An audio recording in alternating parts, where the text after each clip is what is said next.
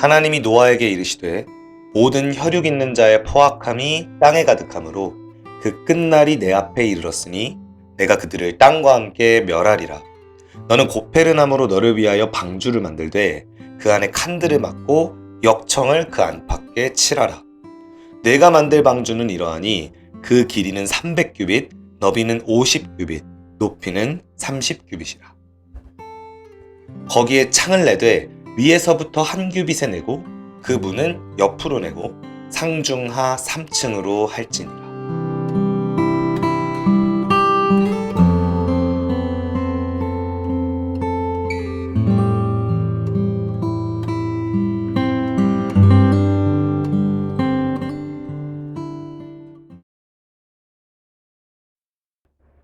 안녕하세요.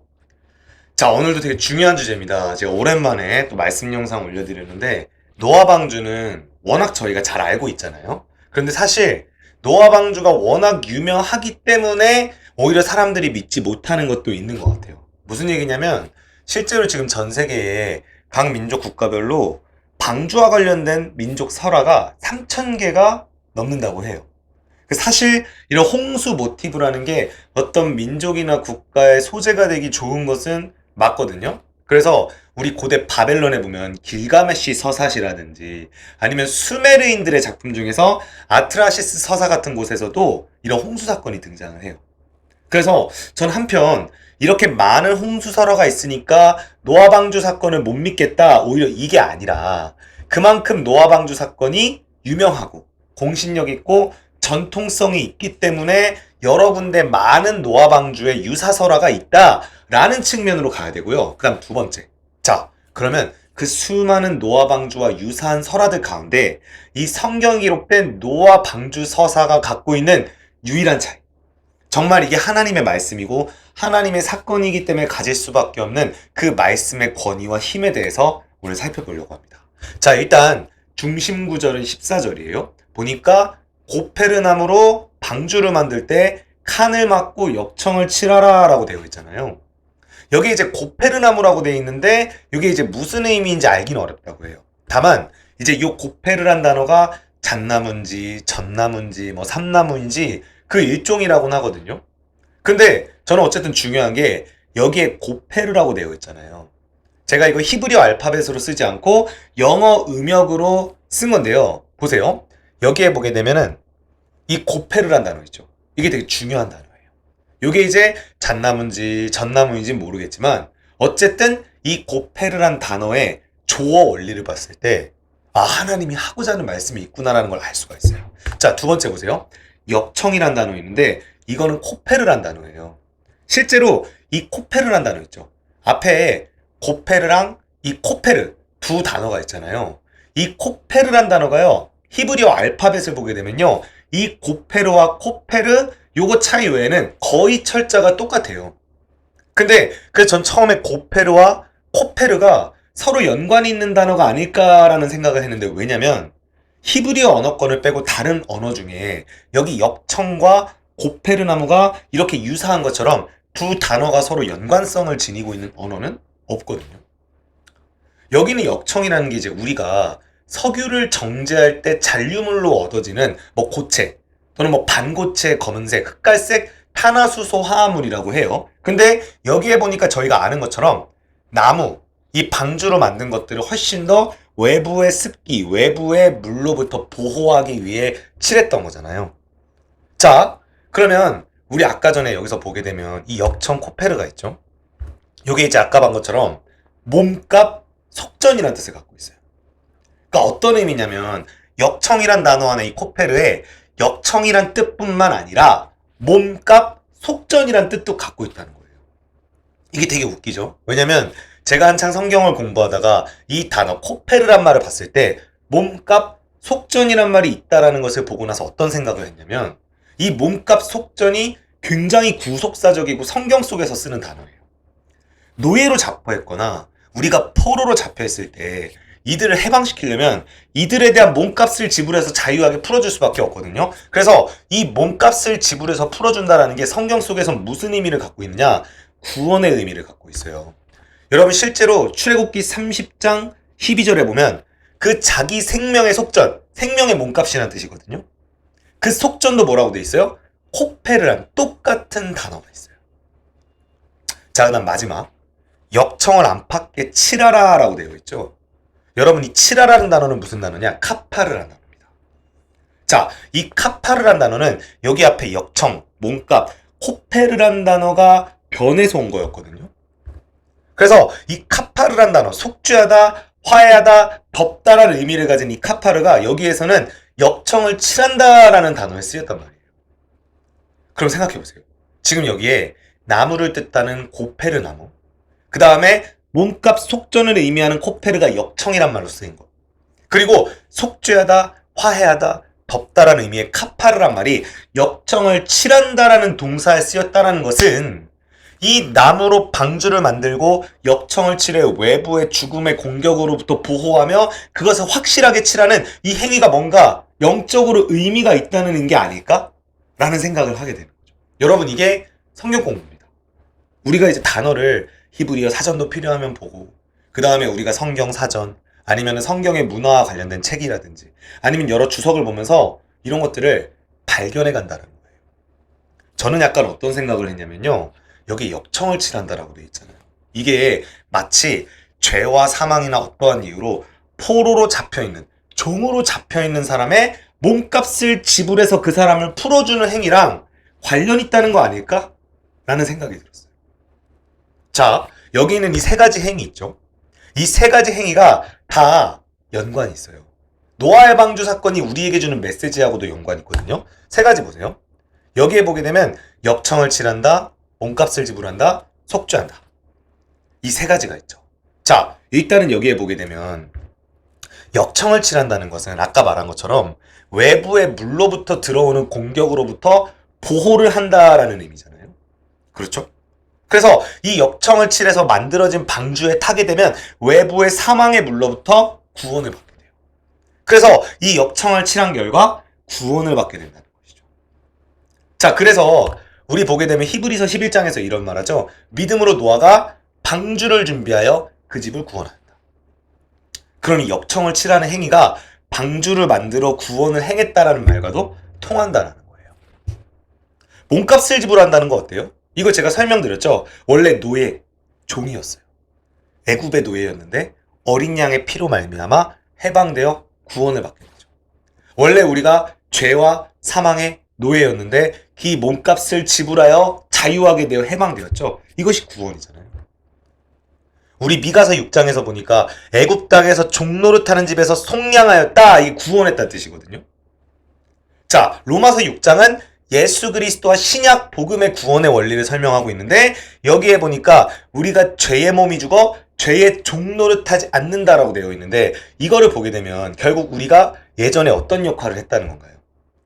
종노릇했다는 거죠.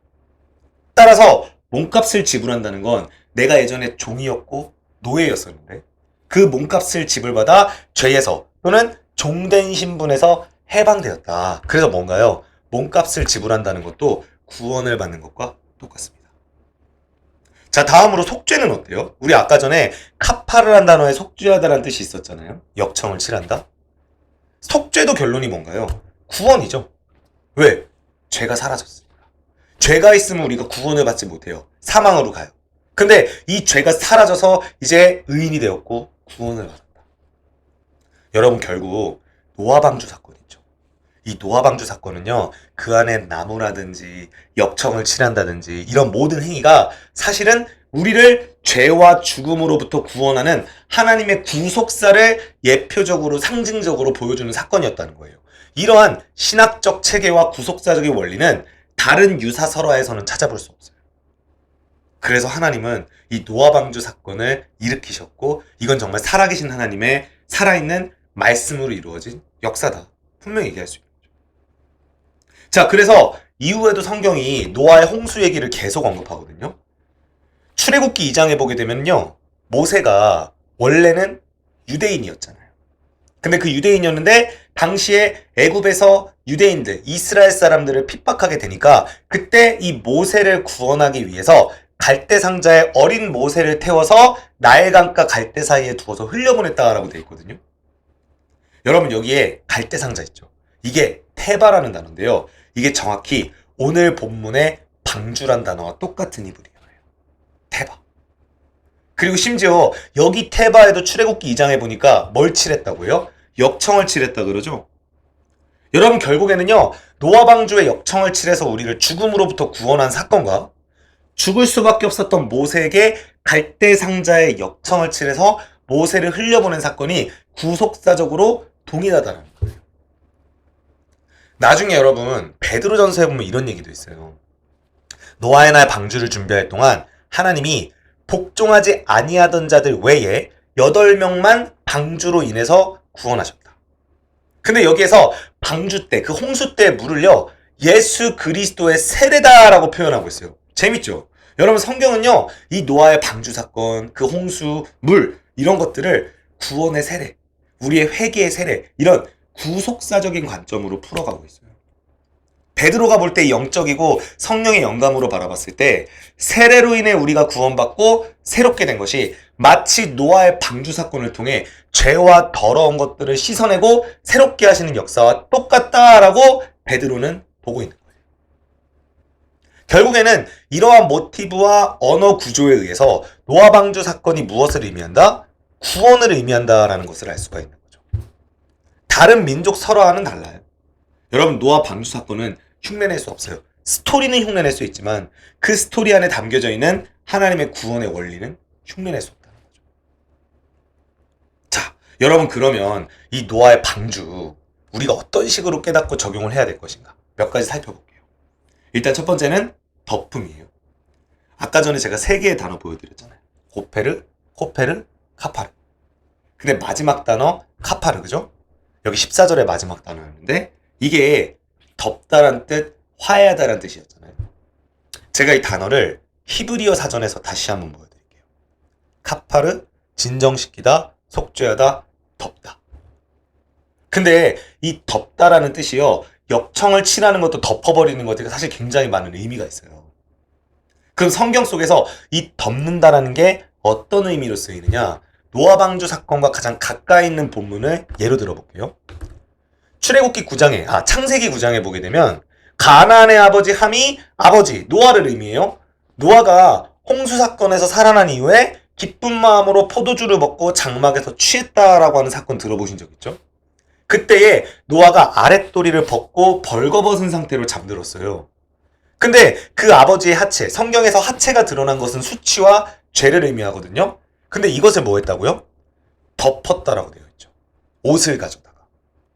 근데 우리가 사실 성경에 보게 되면 이 죄를 덮었다, 죄를 가리었다 이런 표현들 많이 나오거든요. 우리 시편에 보게 되면은 하나님이 죄악을 덮어주신다라는 표현을 쓰시죠. 시편 85편 죄를 덮으셨다. 그래서 우리가 역청을 칠한다, 덮는다, 죄, 죽음을 덮는다 이게 다 똑같다는 거예요. 그럼 우리가 알 수 있는 교훈이 뭔가요? 죄를 덮어야 한다는 거죠. 무슨 말인가요? 우리 야고보서 5장에 보게 되면 공동체가 서로 죄가 있을 때 죄를 덮어야 된다라고 얘기하죠. 그게 야고보의 진술이에요. 그럼 우리가 그 죄를 덮게 되면 어떻게 해야 돼요? 앞에 있죠? 형제 중에 미혹된 자, 진리를 떠난 자를 돌아서게 해야 된다. 우리가 말씀을 통해 올바른 진리를 통해 형제가 죄와 거짓된 것을 향해 가고 있을 때 그것을 돌이키면 그게 바로 죄를 덮는 것이다 라고 이야기하는 거죠. 근데 아까 전에 우리 노아 방주 사건 이후에 창세기 9장에서 아들들이 노아의 하체를 옷으로 덮었죠. 아까 전에 밑줄 기억하시죠? 갈라디아서 3장 보세요. 세례를 받으면 그리스도로 옷을 입었다라고 표현해요. 그러니까 의미가 비슷하죠? 옷을 입어요. 원래는 죄와 수치와 벌거벗은 가운데 있었는데 그리스도가 세례를 통해 우리에게 옷을 입혀줘서 우리의 죄와 더러운 과거의 상처를 덮어주신다는 거예요. 여러분 이게 복음이라는 겁니다. 그래서 우리가 그리스도로 말미암아 세례와 회개의 하나님의 은혜로 우리가 죄와 수치를 가리게 됐어요. 덮어주셨어요. 안 그랬으면 우리는 방주에서 타지 못한 사람들처럼 죽을 수밖에 없었는데 그 예수 그리스도의 옷으로 덮어주신 것이 마치 역청을 칠해서 외부의 죽음으로부터 우리를 보호한 것처럼 우리를 죄의 저주로부터 보호했다는 거예요. 여러분, 이게 복음입니다. 위대하고 놀랍고 감사하죠. 여러분, 그러니까 우리는 그리스도를 따르고 그리스도를 온전히 믿고 살아야 돼요. 다만 주의할 점, 죄가 덮였고 그 은혜와 감사로 우리는 변화할 만한 충분한 힘을 얻었지만 여전히 우리의 죄성이 남아있을 수 있죠. 그렇기 때문에 이 죄성이 살아나 우리를 지배하지 못하도록 항상 말씀과 기도와 매일의 경건으로 살아가야 됩니다. 자, 다음으로 종말론적 신앙입니다. 여러분, 제가 이 종말론적인 이야기를 하는 이유가 뭐냐면 성경 속에서 마지막 때와 노아 방주의 시기를 연결시켜 설명을 많이 해요. 대표적으로 보면 마태복음 24장에서 마지막 때가 언제와 똑같냐면 노아의 방주 때와 똑같다고 해요. 근데 이게 정말 공통적인 게 뭐냐면 노아 방주 때 사람들이 죽이고 살인하고 뺏고 이랬다는 게 아니라 그냥 먹고 마시고 장가들고 시집가고 있었다는 거죠. 여러분, 저는 이걸 죄의 일상성이라고 표현합니다. 죄라는 건 멀리 있지 않아요. 마지막 때, 주님이 이 땅에 다시 오실 때, 그 종말의 때를 망각하고 그냥 내 삶을 내 마음대로 내 편한 대로 살아가는 거예요. 그래서 마태복음 24장에서 깨닫지 못하였다. 그 들어가던 날까지 방주가 유일한 구원의 처소라는 걸 모르고 내 삶을 살기에 바빴다라는 것을 마지막 때라고 표현하죠. 저는 지금이 이 마지막 때와 많이 다르지 않다라는 생각을 합니다. 여러분, 그저 하루하루 살아가는 게 아니에요. 구원의 방주 안에 타야 돼요. 예수 그리스도 안에 타야 돼요. 그래서 이 방주에 타라고 이야기하고 사람들을 그 방주로 인도하는 역할을 해야 돼요. 곧 마지막 때가 온단 말이에요. 히브리서 11장은 말합니다. 믿음으로 노아는 보이지 않는 일 경고하심을 받았다. 멸망이었죠. 마지막 때의 멸망, 노아 시대를 기준으로 했을 때는 그 노아의 홍수 사건이 마지막 때의 멸망이잖아요. 노아는 이거에 대한 경고를 받았어요. 그래서 당시에 노아만 이 심판의 메시지를 기억하고 그 경고를 기억하며 방주를 지으니까 사람들 볼 때는 미련해 보이잖아요. 근데 히브리서 11장은 믿음을 가진 자가 그렇게 산다라고 말하는 거예요. 심지어 베드로후서 2장에서는요. 노아가 의를 전파했다라고 이야기를 해요. 사실 창세기를 보면 노아가 방주에 타라는 메시지를 직접 했다란 말은 없거든요. 그런데 베드로는 말하는 거예요. 노아가 그 방주에 타야 된다. 사람들을 권면하고 마지막 때 보이지 않는 일에 대한 경고를 통해 사람들을 깨워 마지막 때를 대비하게 하는 그런 메신저로서의 역할을 하지 않았겠느냐라고 말하고 있는 거죠. 그래서 우리가 이 말씀들을 통해 정말 주님의 다시 오심, 속히 이 땅에 오시는 마라나타 신앙을 가진 자들이라면 저희가 어떻게 살아야겠습니까? 저희도 구원의 방주를 지어야죠. 물론 오늘날 구원의 방주는 주님이 복음으로 완성하셨어요. 너무 감사하죠? 저희는 뭐 하기만 하면 된다고요? 타야 된다고요. 우리만 탈 게 아니라 누구를 태워요? 우리 주변에 내가 구원하려는 영혼들 태워야 됩니다. 지금 이럴 때가 아니에요. 시집가고 장가가고 그냥 돈 벌고 내가 원하는 거 매일매일 하면서 살아가는 그럴 때가 아니에요. 우리는 주님의 다시 오실 때와 시는 알 수 없으나 분명히 주님께서 약속하신 이 땅의 임재하심을 소망하고 기다리고 준비하며 그 방주에 함께 타는 삶을 살아야 됩니다. 이거를 복음 전파라고 하죠. 오늘 본문을 통해서 노아 방주 사건이 지니고 있는 영적인 깊이, 그 성경의 일관성. 왜냐하면 코페르, 카파르 이 단어는 나중에 시편과 출애굽기와 이후 성경 이야기를 다 관통하고 있잖아요. 그래서 오늘 메시지를 통해 노아 방주 사건이 지닌 영적인 힘, 체계, 세계관을 깨닫고 특별히 다른 유사 방주설화와는 다른 그 안에 영적인 교훈, 하나님의 메시지, 오늘날 우리가 적용해야 될 신약 성도로서의 레슨이 분명히 있다는 것을 깨닫고 이 사건의 놀라움을 우리가 알아서 이 노아의 방주의 시대를 살아가는 그리스도인, 정말 마지막 때를 직감하고 복음의 방주 안에 타서 모든 사람을 함께 구원할 수 있는 정말 종말론적인 그리스도인으로 살아가실 수 있기를 주님의 이름으로 소원합니다. 감사합니다.